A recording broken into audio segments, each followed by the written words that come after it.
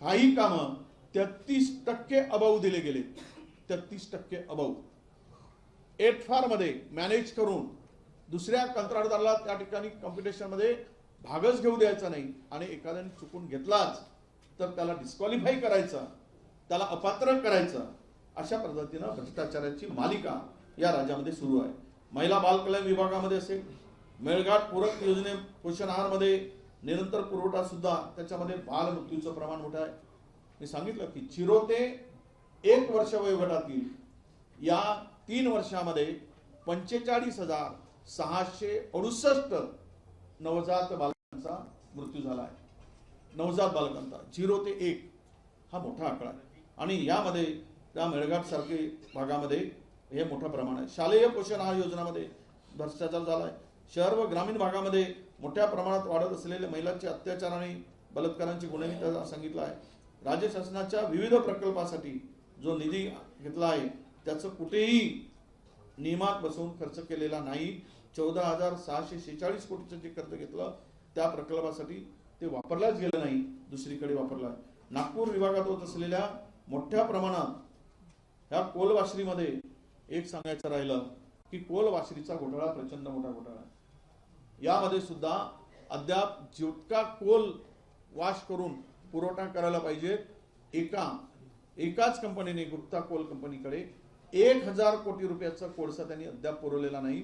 हे मी आरोप म्हणून करत नाही, तर माहितीच्या अधिकारामध्ये आम्हाला प्राप्त झालेला आहे. त्याच्यावर कारवाई न करता उलट त्यालाच तो कोळशाचा पुरवठा दिला जातो आहे. त्यांनी चांगला कोळसा मार्केटमध्ये विकला, उचललेला कोळसा कोल आपल्या पॉवर प्रोजेक्ट पर्यंत दिलाच नाही आणि 1,000 कोटी रुपयाची रिकव्हरी ही महाजनकोनी त्यांच्यावर काढलेली आहे. हा सुद्धा एक मोठा विषय या ठिकाणी आहे. सामाजिक न्याय विभागामध्ये प्रचंड भ्रष्टाचार चाललेला आहे.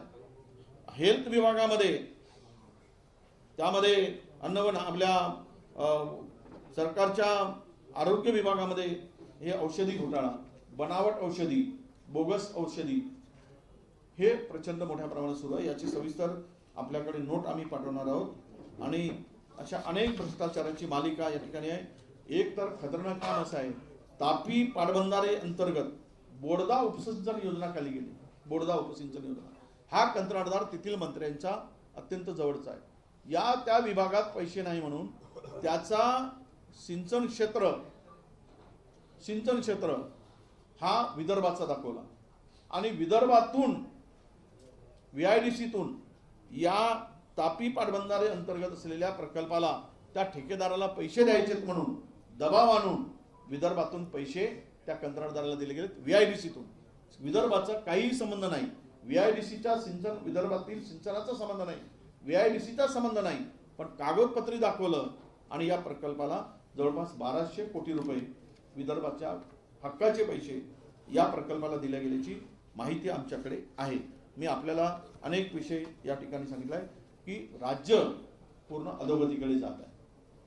राज्यामध्ये शेतकरी आत्महत्या, युवकांचं पलायन, कंत्राटदारांची आत्महत्या, गोड्या महिलेवरील वाढलेले अत्याचार, वाढलेला भ्रष्टाचार, 20% 25% वाढलेला भ्रष्टाचार, प्रचंड जमिनी सत्ताधारी घशात घालतायत. त्याची श्वेतपत्रिकेसाठी आम्ही पत्र दिलेलं आहे. 2020 पासून 2025 पर्यंत कोणत्या गायरान जमिनी, शासकीय जमिनी, विविध विभागाच्या जमिनी, इमानीच्या जमिनी, वतनाच्या जमिनी कोणाला दिलात, कोणत्या दराने दिलात, कुठल्या उपयोगात दिलात, याची श्वेतपत्रिका काढा आणि ते विधानसभेपुढे मांडा म्हणून आम्ही पत्र दिलेलं आहे.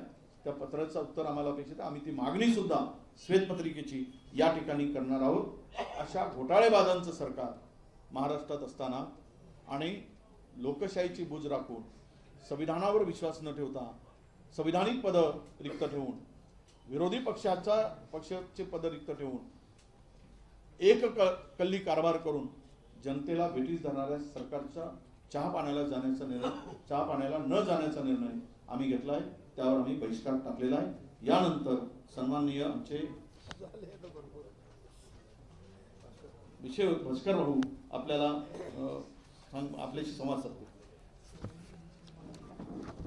उपस्थित सर्व पत्रकार बांधवांनो, भगिनींनो,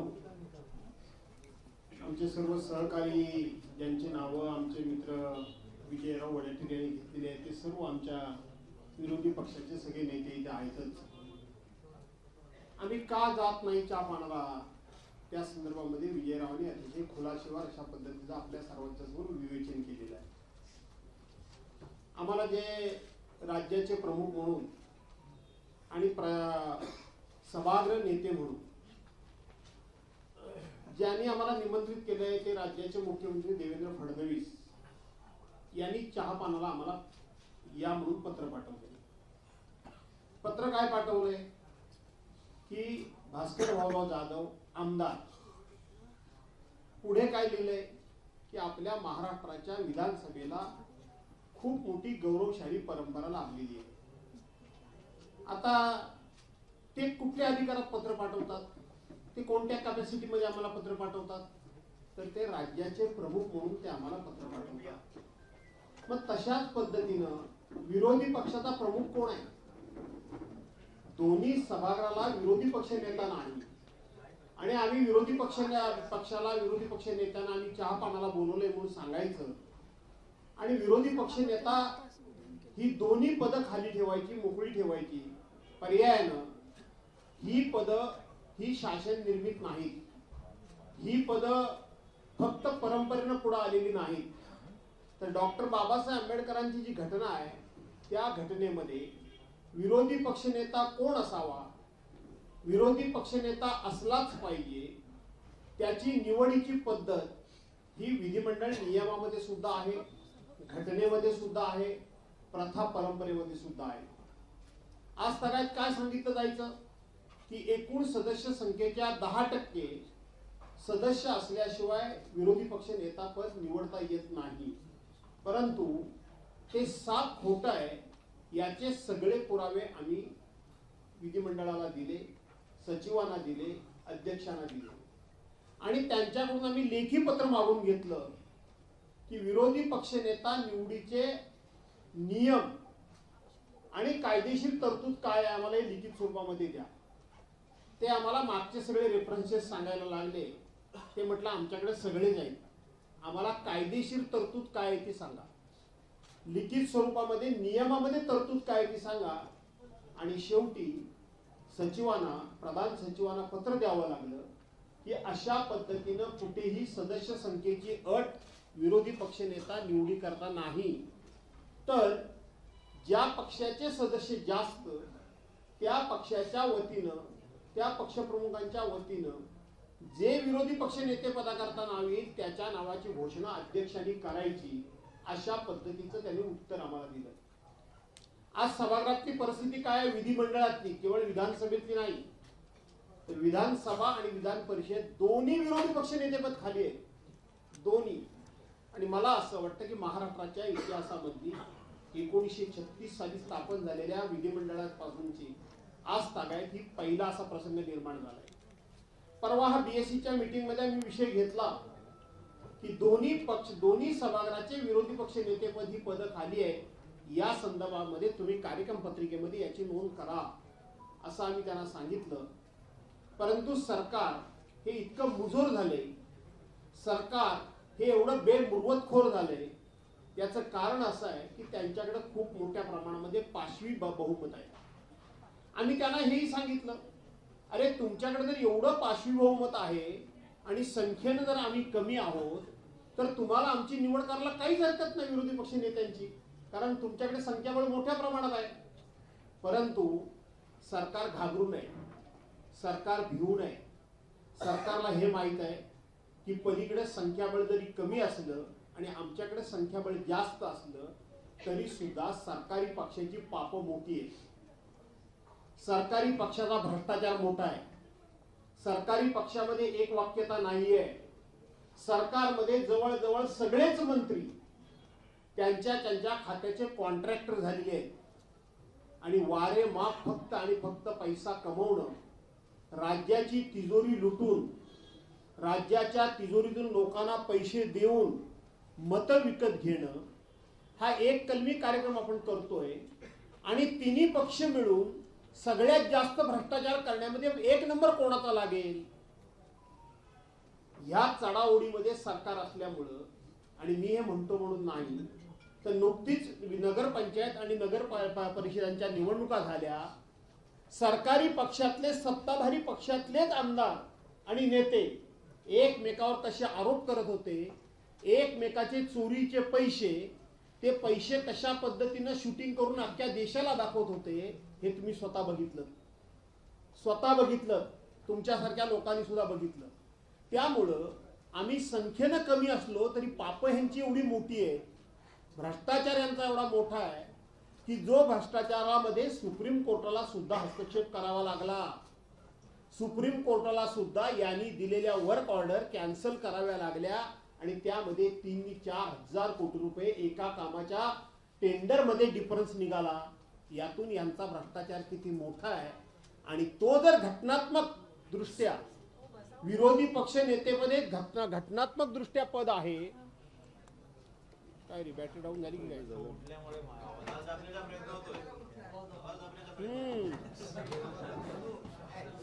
माझा आवाज येतोय का?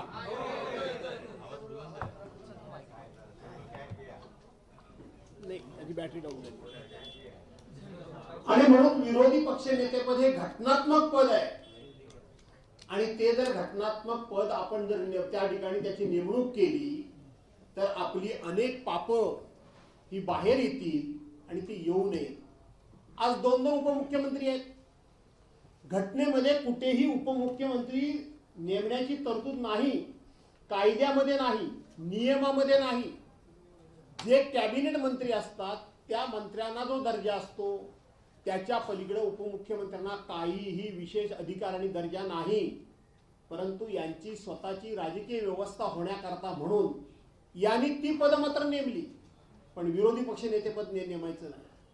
आणि म्हणून अशा पद्धतीच्या लोकशाही न मानणाऱ्या सरकारबरोबर, संविधानाचा ठाई अपमान करणाऱ्या सरकारबरोबर, कुठल्याही प्रकारची लोकशाहीची मूल्य न पाळणाऱ्या सरकारबरोबर आम्ही चहापानाला का जावं? कशा करता जावं? चहापानाला जाण्याचा अर्थ असा आहे की विरोधी पक्ष नेत्यांची काही म्हणणी असतात ती सत्ताधारी पक्षानं ऐकून घ्यावी लागतात. विरोधी पक्षाचे काही प्रस्ताव असतात जे लोकहिताचे असतात, जनहिताचे असतात, लोकांचे असतात, शेतकऱ्यांचे असतात. त्याच्यावर आमच्याशी चर्चा करावी आणि चर्चा करून त्यातले कुठले मुद्दे आम्ही सोडवू शकतो आणि कुठले मुद्दे आम्ही सोडवू शकत नाही, या संदर्भामध्ये विरोधी पक्ष आणि सत्ताधारी पक्षांनी एकत्रितपणे दिलखुलासपणे चर्चा केली पाहिजे आणि अधिवेशनाला सामोरं गेलं पाहिजे. परंतु यांच्याकडे चर्चा करण्याचं सौजन्य नाही. यांच्याकडं विरोधी पक्षाबद्दल त्याचा मान सन्मान राखण्याची सभ्यताच नाही, कारण यांचा लोकशाहीवर विश्वासच नाही. अशा लोकांबरोबर चहापानाला जायचं म्हणजे काय करायचं? आम्ही हातात चहा घ्यायचा, त्यांनी हातात चहा घ्यायचा आणि आमचे फक्त फोटो काढून आम्हीच कसे ह्यांना मिळालेलो आहोत, आम्ही कसे यांच्याबरोबर आहोत, अशा पद्धतीनं आमच्या चांगुलपणाचा गैरफायदा घेऊन आम्हाला राजकीयदृष्ट्या बदनाम करण्याची मोहीम म्हणजे चहापान, असा सत्ताधारी पक्षाचा समज आहे. परंतु आम्हाला तो समज नाही. तर आम्हाला सरकारबरोबर जनतेचे प्रश्न सोडवले पाहिजेत. हे विदर्भामध्ये अधिवेशन आहे, विदर्भाचे प्रश्न प्रामुख्याने घेतले पाहिजेत, विदर्भाला प्रामुख्याने न्याय दिला पाहिजे, हा आमचा आग्रह असणार आहे. तो आग्रह त्यांना ऐकायला वेळच नाहीये त्यांच्याकडे, त्यांना त्याची आवश्यकताच वाटत नाहीये. कारण पाचवी बहुमत भयंकर असल्यामुळं त्यांना कुठल्याही प्रकारची अडचण नाही. आम्ही सांगितलं की यंदा पाऊस पडला, पावसानं संपूर्ण महाराष्ट्रातला शेतकरी उद्ध्वस्त झाला. मग तो कापूसवाला शेतकरी असेल, संत्रा शेतकरी असेल, तो आणखीन ज्वारी बाजरीचा शेतकरी असेल, केळ्याचा शेतकरी असेल, हापूस आंब्याचा असेल, मच्छीमार बांधव असतील, पर्यटन असेल, हे सगळं कोसळून पडलंय. आणि तुम्ही मंत्रिमंडळामध्ये 3,300 कोटीचं काहीतरी पॅकेज जाहीर केलं. आमचा आग्रह हा होता की या पॅकेजबद्दल फ्लोअरवर चर्चा झाली पाहिजे, कारण फ्लोअरवर चर्चा होणं आणि त्या ठिकाणी आश्वासन देणं हे सरकारला बंधनकारक असतं. बाहेर कुठलीही घोषणा केलेली सरकारला बंधनकारक नसते. आणि म्हणून सरकारला हे चर्चाच नको आहे.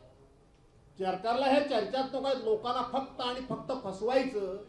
उद्धव साहेबांच्या कारकिर्दीमध्ये कोरोनाच्या कारणास्तव काही योजना बंद झाल्या म्हणून हे बंदी सरकार म्हणून सांगत होते, स्टे सरकार सांगत होते, स्थगिती सरकार सांगत होते. आताच माझे सहकारी विजय विजय वडेट्टीवार यांनी 50 योजना वाचून दाखवल्या. 50 योजना म्हणजे गरीबाच्या पोटची शिवभोजन थाळी सुद्धा योजना यांनी बंद केलेली आहे. 8 महिने झाले लोकांना त्याचं अनुदान मिळालेलं नाही. आणि मग आता हे स्थगिती सरकार आहे ना, तर काय आहे सरकार? प्रत्येक योजनेला तुम्ही या ठिकाणी स्थगिती दिली. आज तुम्हाला मी सांगतो, पूर्वी चर्चा अशी व्हायची की पूर्ण महाराष्ट्र हा विदर्भावर अन्याय करतोय, विदर्भाचा बॅकलॉग वाढवतोय, विदर्भाला न्याय दिला पाहिजे अशी चर्चा व्हायची. पण आज यांनी अर्ध राज्य विकलांग केलेलं आहे. अर्ध राज्य 2022 साली उद्धव साहेबांची शिवसेना फोडून यांचं सरकार आलं, त्या दिवसापासून जे लोक म्हणून आम्ही विरोधी पक्षामध्ये राहिलो, मग कोण काँग्रेसचे राहिले असतील, राष्ट्रवादीचे राहिले, तर आम्ही उद्धव बाळासाहेब ठाकरेंचे राहिलो. आमच्या मतदारसंघामध्ये 1 रुपयाचा निधी नाही, 1 रुपयाचा निधी नाही. आणि यांच्या मात्र आमदारांना प्रत्येक ठिकाणी हजारो कोटी रुपयाचा निधी. लाडक्या बहिणीमुळं ही तिजोरी अशी खडखडाट झालेली नाही. लाडक्या बहिणीमुळं हे राज्य कर्जबाजारी झालेलं नाही. तर प्रत्येक आमदाराच्या, सत्ताधारी पक्षाच्या प्रत्येक आमदाराच्या मतदारसंघामध्ये हजारो कोटी रुपये द्यायचे, त्याला ऍडव्हान्स द्यायचा आणि त्या ऍडव्हान्स पैकी 10%, 15% पहिल्यांदा काढून घ्यायचे आणि ते राजकारणाकरता वापरायचे. ही नवीन प्रॅक्टिस या सरकारमध्ये सुरू आहे आणि ही सगळ्यांच्या मिळून साक्षीने प्रॅक्टिस सुरू आहे, सगळ्यांच्या साक्षीनं. म्हणजे तुम्ही विरोधी पक्षात राहिलेल्या माणसांच्या मतदारसंघाला निधीच द्यायचा नाही आणि ते संपूर्णपणे अर्धा महाराष्ट्र तुम्ही विकलांग करायचा, हे पाप तुम्ही करताय. काँग्रेसच्या काळामध्ये आम्ही सुद्धा विरोधी पक्षात होतो, पण काँग्रेसच्याकडे जी सभ्यता होती, जी सज्जनता होती, जो उदार दृष्टिकोन होता, ज्या वेळेला आम्ही विरोधी पक्षात असायचो त्यावेळेला काँग्रेसचे लोक आमच्या विरोधात तक्रार त्यांच्या मंत्र्यांकडे करायचे की हा भास्कर जाऊ तुमच्याकडे इथे येतो, पत्र देतो, निधी घेऊन जातो आणि आपल्या पक्षाच्या विरोधात तिकडे काम करतो. त्यावेळेला काँग्रेसच्या एका मंत्र्याने सांगितलेलं उत्तर आज मी तुम्हाला मुद्दामून सांगतो. त्यांनी असं सांगितलं की भास्कर जाधवला निवडून कुणी दिलंय? जनतेनं दिलेलं आहे, लोकांनी दिलेलं आहे, लोकशाही मार्गाने दिलेलं आहे. ते कामं घेऊन येतात, ती लोकांची कामं घेऊन येतात. आपण त्यांची व्यक्तिगत कामं करत नाही, आपण लोकशाही मानतो. पर्यायानं लोकशाही लोकांनी निवडून दिलेला तो लोकप्रतिनिधी आहे आणि म्हणून लोकांची कामं केली पाहिजेत. यांच्याकडे ही सभ्यता आहे?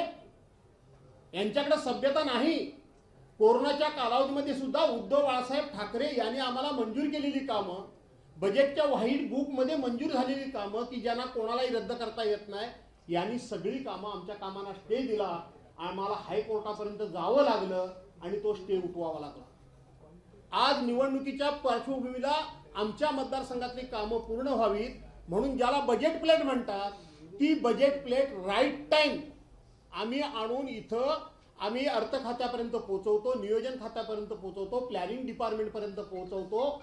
गेल्या 2.5-3 वर्षामध्ये 6, 7, 8 अधिवेशन झाली. आमच्या मतदारसंघामध्ये 1 रुपयाचं सुद्धा काम यांनी मंजूर केलं नाही. 1 रुपयाचं सुद्धा काम मंजूर केलं नाही.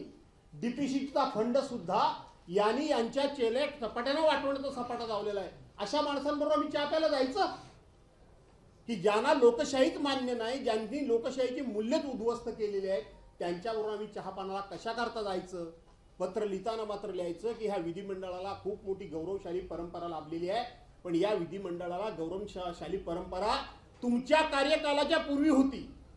तुमच्या कार्यकालामध्ये या गौरवशाली परंपरेला त्या ठिकाणी कुठल्याही प्रकारचं सगळं गाळबोट लागतंय. तुम्ही सगळे बघताय. सभागृहामध्ये आम्ही जात असताना सभागृहामध्ये आज सगळ्यात जास्त भर कशावर पडतो? लक्षवेधी लावण्यामध्ये. नियम नंबर 8 विधानसभा अधिनियम 8 काय सांगतो? तो सांगतो एका दिवसाला 3 लक्षवेधीच्या वरती लक्षवेधी घ्यायच्या नाही. फार तर शेवटच्या दिवशी 4 लक्षवेधी घ्यायची हा नियम सांगतो. आणि ह्या लक्षवेधीचं डेफिनेशन सुद्धा तुमच्यासारख्या लोकांनी समजून घेतलं पाहिजे की ज्याच्यावर आम्ही अनेक वेळा BSc मध्ये बोललो, ज्याच्यावर आम्ही सभागृहामध्ये सुद्धा बोललो, ज्याच्यावर माननीय मुख्यमंत्री महोदयांनी सुद्धा सांगितलं की हे चुकीचं आहे.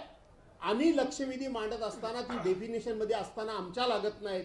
2 वर्षाच्या, 4 पूर्व वर्षाच्या, 8 वर्षाच्या, 10 वर्षापूर्वीच्या आणि जास्तीत जास्त बिल्डरच्या लक्षवेधी लागतात. आणि तुम्ही बघितलं असाल की मुख्य कामकाज करायला नेहमी संध्याकाळी 5 ते 6 वाजतात. शेवटच्या दिवशी अध्यक्ष महोदय त्या ठिकाणी विवरण सांगत असताना पूर्ण वेळ किती कामकाज चाललं, याचा अर्थ विरोधी पक्षाने आम्ही 1 मिनिट सुद्धा कामकाजाचा वाया घालवत नाही.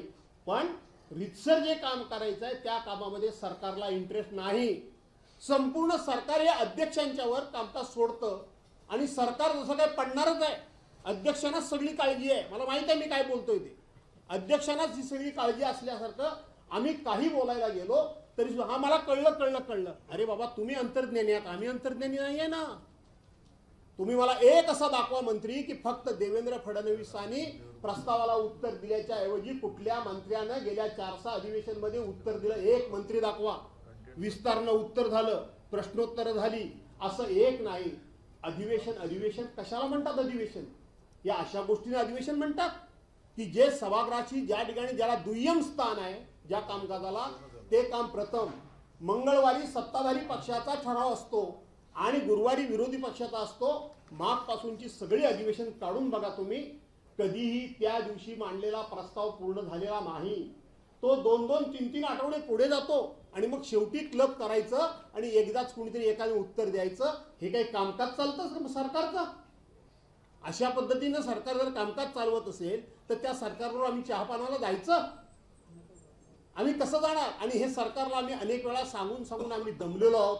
आणि म्हणून असे अनेक विषय आहेत की ह्या अधिवेशनातून जनतेच्या पदरात काय पडतंय हे जर शोधायला गेलं तर काही नाही. फक्त यांचा भ्रष्टाचार लपवला जातोय.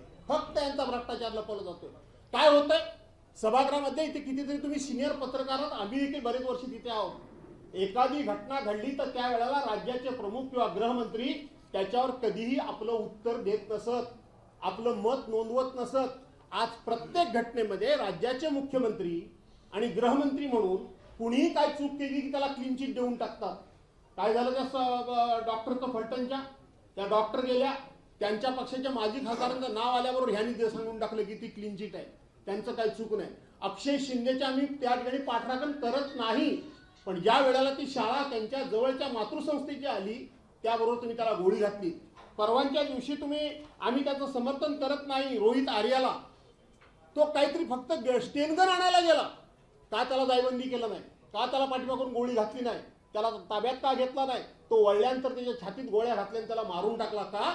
तर सरकार त्याचं देणेकरी होतं आणि म्हणून सरकारचं पाप समोर येऊ नये म्हणून तुम्ही जर पुरावे जर नष्ट करायला लागलात, कायदा जर तुम्ही हातामध्ये घ्यायला लागलात, तक्रारदार पण तुम्हीच, चौकशीदार पण तुम्हीच आणि शिक्षा देणारे न्यायालय पण तुम्हीच. ही लोकशाही आहे. ही लोकशाही. विरोधी पक्षाच्या लोकांना तुम्ही सकाळ संध्याकाळ प्रत्येक गोष्टीत अडकवतायच, खोटे नाटे आरोप तुम्ही करतायच. आपल्या लोकांच्यावर काही तुम्ही गुन्हे दाखल करायला तयार नाही. आणि विरोधी पक्षाचा माणूस बोलला की त्याच्या वेगवेगळ्या चौकशा लावून त्याला नामोहरण करायचं काम चाललेलंच आहे. सकाळ संध्याकाळ तुम्ही विरोधी पक्षाचे पदाधिकारी लोकप्रतिनिधी विकत घ्यायचं काम चाललेलंच आहे. ही लोकशाही नाही. ही लोकशाही नाही. बोलण्यासारखे मुद्दे अनेक आहेत आणि म्हणून या सरकारच्याकडे हे विषय आम्ही संख्येने कमी असलो तरी 1000 वेळा मांडून झाले. सरकार बोलतंय, करतंय. तुम्ही बघितलं असाल चर्चा सुरू झाली की एकच मंत्री कोणतरी बसतो. उत्तर काय येतं चेअरवरून? एक मंत्री आणि कॅबिनेट, तुम्ही कामकाज चालू करा. अरे बाकीचे कुठे गेले? बाकीचे कुठे गेले? वास्तविक जो कोणी चेअरपर्सन असतो त्यांनी हे सगळं सभागृह ऑर्डरमध्ये ठेवायचं असतं, परंतु विरोधी पक्षाच्या कुठल्याच भूमिकेला महत्त्वच द्यायचं नाही यांनी ठरवलेलं असल्यामुळं आणि आमच्या सहकार्याने या ठिकाणी अनेक विषय मांडले. मी त्या ठिकाणी आता पुन्हा जात नाही. त्या फिगरमध्ये, आकडेवारीमध्ये सभागृहामध्ये चर्चा झाली तर आणि तरच त्यामध्ये आम्ही अधिकचा भाग घेऊ शकू. पण हे सरकार संख्येने जास्त असलं तरी ह्यांची पापं जास्त आहेत, ह्यांचा भ्रष्टाचार मोठा आहे. हे तिघेही एकमेकाला त्या ठिकाणी कट्टुसाईज करायला बसलेले असल्यामुळं रोज सकाळ संध्याकाळ दिल्लीला जाणं आणि कोणासमोर तरी त्या ठिकाणी कैफियत मांडणं एवढंच काम या सरकारला शिल्लक असल्यामुळं विरोधी पक्ष संख्येनं कमी असला तरी सुद्धा तो आपल्याला धारेवर धरल्याशिवाय राहणार नाही, तो आपल्याला काट्यावर घेतल्याशिवाय राहणार नाही आणि आपल्या पापांचा पाडा महाराष्ट्रासमोर येऊ नये म्हणून ते विरोधी पक्ष नेत्यांच्या निवडी करत नाहीये. आणि म्हणून त्यांनी जे बोलवलं ते व्यक्तिगत आम्हाला बोलवलं. प्रथा ही आहे की विरोधी पक्ष नेत्याच्या माध्यमातून राज्याचे प्रमुख म्हणून जसं तुम्ही बोलवलं तसं विरोधांचा प्रमुख म्हणून विरोधी पक्ष नेता असतो. दोन्ही सभागृहाचे विरोधी पक्ष नेतेपदी खाली असली त्यामुळं आम्ही याच्यावर बहिष्कार टाकलेला आहे. आणि त्याचबरोबर जाऊन कुठलीही चर्चा करण्याची ह्यांच्याकडून अपेक्षा नाही. फक्त कडेला चहा घेऊन फोटो काढण्यामध्ये आम्हाला इंटरेस्ट नाही. रोज ह्यांचे फोटो वर्तमानपत्रामध्ये, टीव्हीमध्ये, प्रत्येक जाहिरातीमध्ये बघून बघून आम्हाला सुद्धा आता किळस आलाय. तो पुन्हा त्यांच्याबरोबर फोटो काढून आम्हाला आमचा फोटो काढून घ्यायचा नाही म्हणून आम्ही या ठिकाणी जात नाही. धन्यवाद. दोन्ही सभागृहामध्ये विरोधी पक्ष नेतेपद नाही, कामकाज कसं चालणार हा प्रश्न राम शिंदे यांना विचारला. त्यांनी असं म्हटलेलं आहे, स्वातंत्र्यानंतर सुरू झालेल्या प्रथा आता सुरू असणं अभिप्रेत नाही. तिन्ही पक्षांच्या याच्यावर प्रतिक्रिया तुमची? अजून आमचे भाऊ बोलणार आहेत 2 मिनिटं. मुळामध्ये सदस्य 1985 ते 90 5 वर्ष या महाराष्ट्रामध्ये 3 आमदार असलेला पण विरोधी पक्ष नेता झाला, 6 आमदार पण झाल्या. मृणालताई गोरे असतील, दत्ता नारायण पाटील असतील किंवा अन्य बरीचशी मंडळी आहे किंवा एकच आमदार असलेले रासू गवई सुद्धा विरोधी पक्ष नेते झाले होते वरच्या सभागृहामध्ये. ही मी मगाशी म्हटलं ना की काँग्रेसच्याकडे ही सभ्यता होती, त्यांच्याकडे जो सज्जनता होती, लोकशाहीबद्दल त्यांच्या मनात आदर होता. यांना लोकशाहीच मान्य नाही आणि त्यातून हे उत्तर जर त्यांनी दिलं असेल, मला माहित नाही, तर त्यातून हे उत्तर निघालं की स्वातंत्र्यापासूनच्या प्रथा परंपरा सुरू ठेवायच्या नाहीत. कारण यांना संविधानी नको आहे, डॉक्टर बाबासाहेब आंबेडकरांची घटना पण नको आहे, यांना मनुस्मृती पाहिजे, मनुस्मृती.